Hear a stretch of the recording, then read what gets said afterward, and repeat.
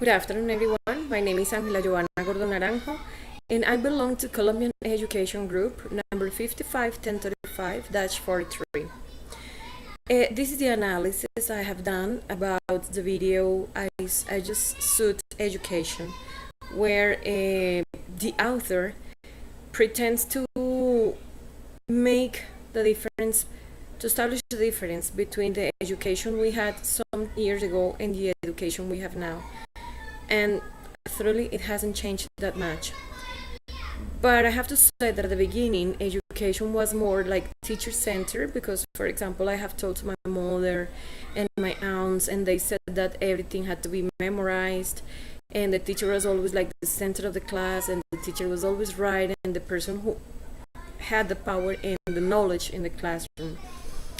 Nowadays, we can have like different classes and different activities for kids, which allow them to be creative and to express their thoughts, their ideas about education, about the new things they're learning.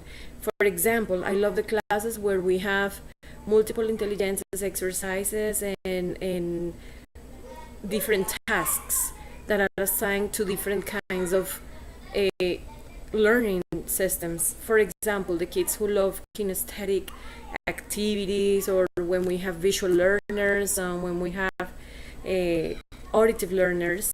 So, for example, I teach English at an institution where we have to have different approaches for those kinds of intelligences. I think it is inclusive, and it doesn't evaluate a person only for his or for her memory, but we also evaluate the skills that are learned when you're learning any language. We have, for example, listening exams, we have written exams, we have written exams and oral exams, plus projects we always develop throughout the course. That is taken into account as a formative assessment, which is another big difference between education we have nowadays and the education we had before. Because in the past, the way to evaluate students was only an evaluative system, which ranges from 1 through 5 or from 1 through 10. And some students were asked just 1 or 2 questions by memory, and that was the grade of the group, which is not fair at all.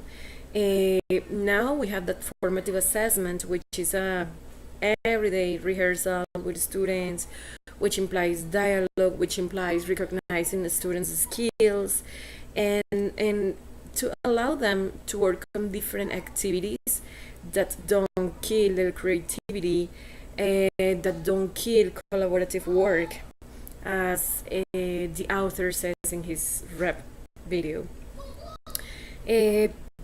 Some of the problems that that we have identified in education these days is that we still have to follow rules, like if it were in the industrial age. For example, kids are raised to obey the rules teacher says in the classroom. There is sometimes lack of autonomy because there are some teachers who don't like students to participate saying what they want, but what the teacher wants them to do. It is not an authentic learning because it is like having the same classes in the same classrooms, learning with old books in the old system, and that doesn't prepare our students for the real life, which is a changing life every day. And sometimes the students feel frustrated when they don't know how to react in some situations. At the same time, I think that when teachers kill creativity and don't work collaboratively with students and don't allow like different interaction patterns, that kills the passion for learning, and students are not motivated to come back to schools. And something important that we as teachers need to bear in mind, and that is a big problem in education, is that we cannot apply like standardized tests for everyone, because not everyone learns the same way.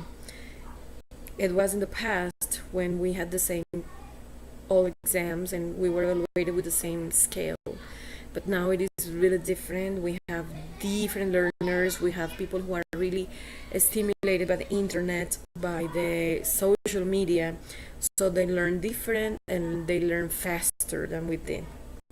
Thank you very much, and I hope you can share ideas with me, and thanks for the teacher to give us this opportunity to express our thoughts regarding education versus schooling. Thank you.